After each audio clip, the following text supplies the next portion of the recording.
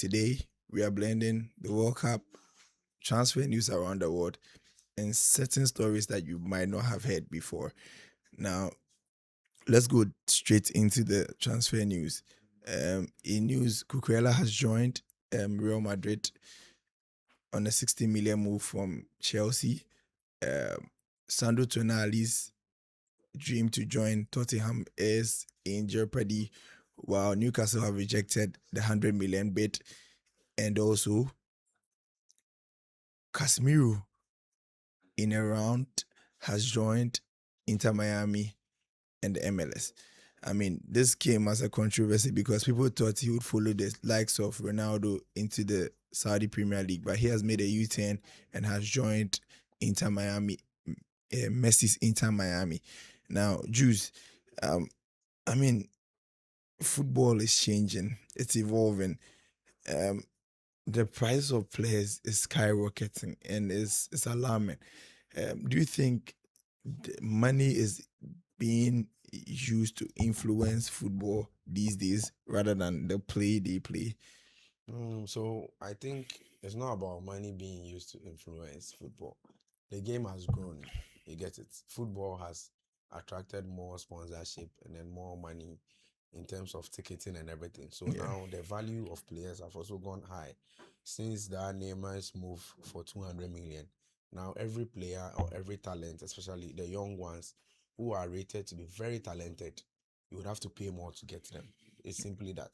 Okay. Okay. Where did you watch the Ghana versus Panama match? So the Ghana versus Panama, I had the privilege to watch it with a lot of people. You get when it comes to UCC, one of the halls that are very good in showing matches, especially at night, was Oguaho. So I had the privilege of watching it with Oguaholes at their forecourt. Okay. The goal came in the last minute. I mean, the last gasp of the game is where Calibi and Chi scored. I mean, run me through your moment when the goal was being scored.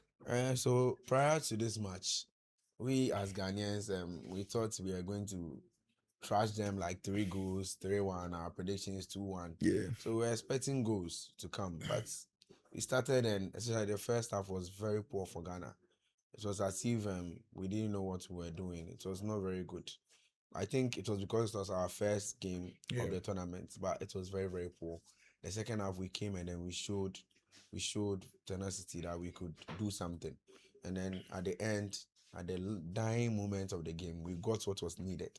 And then the most important thing, which is 3 points. Okay. So we are glad. Okay. Okay. Moving forward, we are going to face England just this Tuesday, and God, my God, the performance. Do you think we can match up to England's performance? On paper, when you look at the game on paper, to be very difficult for Ghana to even get a draw because England has the team, the coach, they have the boys, and then they have the pedigree as well. Yeah. The England we all know for like the past 3 World Cups have always ended up in like the quarterfinals, so they're a better team than us. But we all know Ghana. Ghana as a country, um, we do not give up. You get it. When all hope was lost for Africa, and then everyone who needed independence, Ghana stood up and then showed Africa the way to independence. So Okay. I believe if something can happen, it depends on Ghana and then the team and then the mentality that our boys will have for the game. Okay. Yeah. Talking about mentality, I mean, for me, the team is holding this strong mentality because of two people, Kalibi Yenchi and Benjamin Asari. We saw their performance against Panama. I mean, Benjamin Asari coming from the bench of the halftime break, and he was rated the highest rated player on the field that day. I mean, it goes to tell you the sort of resilience, even from bench, he didn't start the game. And Kalibi Enchi, of course, from the defensive midfield role to scoring a goal while the striker missed. I mean, these are people that we can look up to. Now, Thomas Partey is back in the team. He will be playing against England. There has been some news around that the England players won't shake hands with them. What do you have to tell me about that? For Ghanaians, it's a very good news that our vice captain Partey is going to be involved in this game because we all know the quality of Thomas Partey. Yeah. Because Thomas Partey is not just any player; his quality is on top. So we are all glad that he's back into the team to stabilize our midfield, especially Okay. when Partey is in our midfield. There is control. At least we have a register that anytime we want to recycle the ball, we can give the ball to. Okay. So England's issue when they were asked, I think this time around, the person who represented the players Yeah. on their press conference was Dan Ben of Newcastle. Yeah. Yeah, he plays centre back and left back for Newcastle. Yeah. He came and then we was asked, what are they going to do, or what is the decision of the team concerning Thomas Partey? And then Dan Ben rightly said that for legal issues, he's not going to talk about it. So at the moment, we don't know what is in the mind of the Three Lions concerning that issue. But Um, can I come in? Do you think they are trying to play mind games with Ghana? Because yeah, I mean, you are going to play a game with Ghana. No, everybody knows you are supposed to shake all players, and now you are coming to tell me because of some sort of a rape case that is being accused, you don't want to shake one player's hand. Then it means what? You don't want to shake all of us, or then Ghana will so banter. Then we will get mentally disabled, and they'll get us. No. It's not. It's far from that. When it comes to Europeans and then Yeah. England, especially when people or men, Yeah. popular men, Yeah. have those kind of issues, they tend to treat them differently. Yeah. So if you can remember, someone like Mason Greenwood, he was Okay. even taken out of the team. Yeah. You get it, and then now he has to naturalize for another country. Yeah. Even though he had the issue and then the issue has been resolved. Yeah. The lady, he has even married the lady. Yeah, so he has even married the lady, or the lady is his fiancée. It is still having impact that the person called him that he has sexually or physically abused the person. They take that case like with very much vigor. Okay. So looking at this issue, it's not even from the players themselves. The pressure is coming from the citizens of the country. When something like that comes, they give you pressure. I quite remember that Greenwood's own that he was taken out of the team. The pressure came from Manchester United's women team. Oh, okay. Yeah, the women team were like, if Mason Greenwood is not taken out of the team, they are not going to play for Manchester United again. Okay. So the pressure comes from these feminists and all those people. So I think whatever we are hearing that they are not going to greet has not come from the team personally. But we are hearing it from their fans and then their citizens way back home saying that the team shouldn't shake his hand because he's having issues like that. Yeah, so it's not from the team. Okay, so Juice, the World Cup has brought about so many rules and change. I think I was watching the game, the Turkey versus Paraguay game, and Almiron was sent off. And I thought it was for a tackle until I watched the replay and realized he had covered his mouth and was confronting the player. Walk me through the rule. I think this rule, as we all know, is now being popular, and then the name tagged on it is the Vinicius rule. Yeah. The reason why we are calling it the Vinicius rule is because I think earlier this year in the Champions League, Vinicius had a similar incident with a Benfica player called Cristiani. So Cristiani was talking to Vinicius, he covered his mouth and then said something, which up to now we don't know or we can't see what he said. But Vinicius said Cristiani abused him racially. And Mbappe also said he overheard the guy saying that particular word, which was in Portuguese or Spanish. Now, the problem is that after that, FIFA came to a conclusion that if you are speaking to an opponent player, then don't cover your mouth.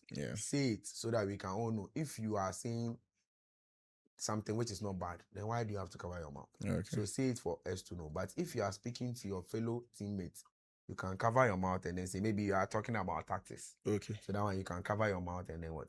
And then say it. But when you are speaking to an opponent player, you can't cover your mouth. You have to say it. If the opponent player reports you after you cover your mouth and then says you said something either insulted or said something racially, then you would have to be sent off. Right? It's a straight red card. Okay. In the Ghana versus Panama game too, I realized whenever there's a throw in, the referee puts up his hand and starts counting down. I think from 5 seconds. What's new? Where's that rule So from? in this World Cup, since there are other things which are going to delay our time, like hydration break and all those things, like player injury that we would have to take care of them on the pitch Yeah. again, they also came to a conclusion that teams use throw-ins, corners, goal kicks Yeah. to delay time. So now when you are playing a corner kick, you have time that you have to kick the ball. When you are playing a goal kick, especially, you are also being counted. It's around 8 seconds or 13 seconds. You have to kick the ball into, or you have to pass the ball from that place because we don't want you to be wasting time. Also with the trains too. So you can see that previously a team might get a goal early in the game and will be using all those tactics to slow down the game and then slow the momentum of the game. Now FIFA has taken care of that with this rule. Okay. So Juice, some teams are out of the World Cup already. Just after 2 games, they're out. And one that shocks me the most is Turkey.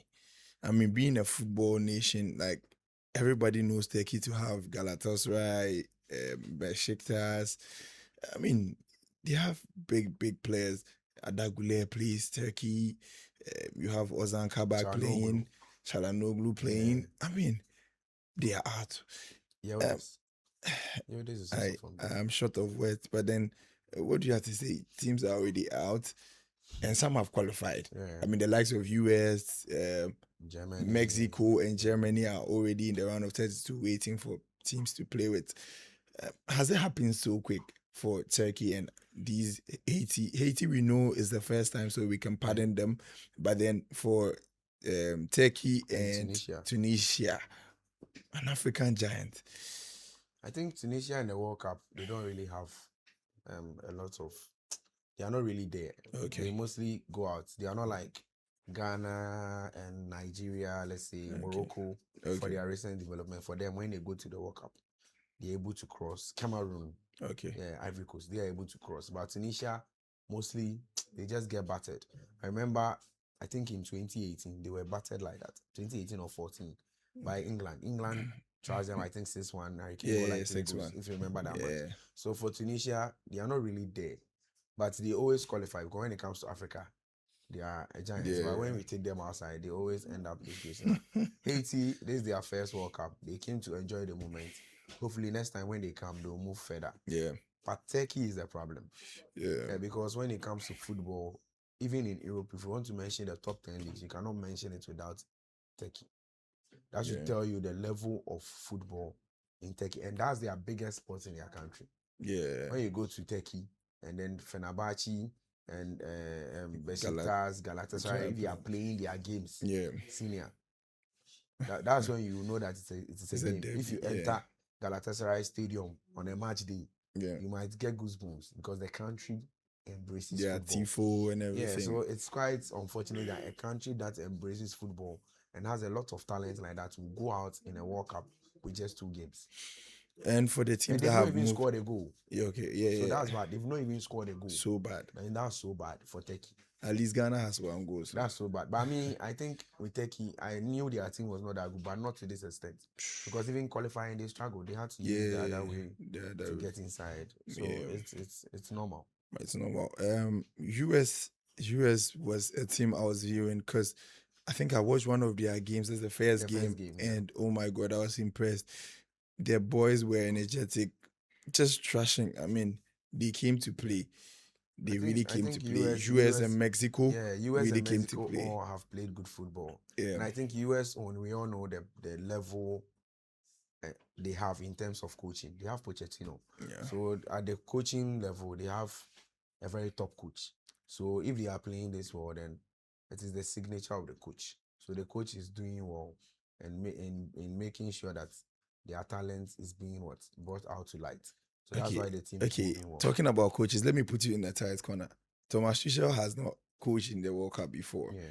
But then Ghana's coach Queiroz has coached in the World Cup before. He's taking Portugal to the World Cup and other major tournaments. Do coaches win games? Oh, coaches do win games. Coaches do. And do you think come Tuesday, Queiroz can win the game? Oh, like with his coaching ability. As I said, Ghana has the talent, even though England has more talent and more everything than that. Yeah. But we know Ghana has the talent. If our coach should get his things right, there's a probability we can beat England. You know, football is about coaching. An example is Chelsea versus PSG. After we after the game that our coach left, Yeah. look at what happened to Chelsea. You get it. But the game before, the coach got everything right on the day. So if a coach gets everything right on the day, you might even think the opponent team is not good or they are bad. But it's just that the opponent coach has gotten his things right, and then he will end you up. Yeah. Okay. The World Cup isn't just football. It transcends in emotions and authority, and sometimes it makes us want to play the beautiful game because of the impact. Now, I'm saying this because of the Cape Verde keeper who has gotten fame from the World Cup again, from playing draw against Spain. His mom wanted to watch his son play because he's now 40 and his mom has never seen him play. And the World Cup gave him that avenue. Gave him that avenue. Now, fast forward, monetary issues, his mom can't come to the US. Now, the US has stepped in and has brought the goalkeeper's mom to the US. And I feel like this is what we are talking about when we say football unites nations. Because Cape Verde and US have no really good relation. I mean, they have a normal good relation, but then when it comes to sentiments and everything, US has fully sponsored the goalkeeper's mom to come and watch his son play. And I mean, is worth watching. I think US are just trying to console us because they denied the woman visa. They denied the woman visa in the first place when they wanted to enter the country for the first match. Okay. The woman was denied visa. Okay. So this is like a way to compensate them, especially when the son has done very well in the first game. Okay. And there's a lot of popularity around the Cape Verde team. They want to bring him. They want to bring their mom in to watch the son, which is, we all know football is a game, and then that's what we love so much. And these are the things that are in football that makes us even love the game more. So we are happy something like that is happening. Okay, Juice. So far, the first round of matches have been played. We've seen their team strengths and their weaknesses. Has your prediction for the World Cup winners changed? Oh no. I if everyone is following this show, I predicted Spain. I predicted Spain to go ahead and win the World Cup. After the first game with Cape Verde, it was not easy. Everyone saw what Cape Verde did on the first game. But the second game, they showed us that even with a team as strong as Saudi Arabia, they're able to trust them 4-0. And then now we are looking at their last game. Their last game will be what we use to test Spain to see if Spain can indeed make it. Because their last game is against Uruguay, which is the strongest team besides them in the group. Okay. So my prediction has not changed. I believe Spain can still go ahead. Okay. And win the World Cup. So quickly, tell me your player of the tournament. Is it still Lamine Yamal? I didn't predict Lamine Yamal to be the player of the tournament. Okay, so who's your player of the tournament? My player of the tournament, I was looking at a midfielder, so I was saying Pedri. Okay. Okay, Pedri. But it will be difficult looking at the way the games is going. I think someone like Mbappe or Messi can take it. Okay. Can take it. Okay. I mean, Messi proved. I was stunned. I mean, starstruck because the game. God, he was just possessing play. He was playing because I mean, no pressure, delivery, the everything. reason why Messi is still able to play at this level is that Messi is a playmaker. Yeah. So when he drops down, he takes the ball, he's able to make use of the ball. He's able to string in passes. He's able to dribble, create chances. So Messi's relevance in Argentina's team might not die out until he decides to leave the team, because he's still able to offer something, especially in attack. Okay. Yeah. Okay. It's been so splendid. Talking about the World Cup and transfer issues. we are watching the game on Tuesday, and we are doing it with Grasag UCC. Yeah. So we are doing a collaboration with Grasag UCC. We do the watch party at Sasakawa. Yeah, in front of the hall.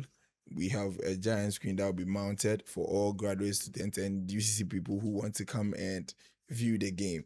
Now, side attractions like popcorn, free drinks, and a few jerseys will be won. Yeah. And Zonecast with Freddie will be hosting that one. So we have jerseys, flags, and other souvenirs that will be given out on that day.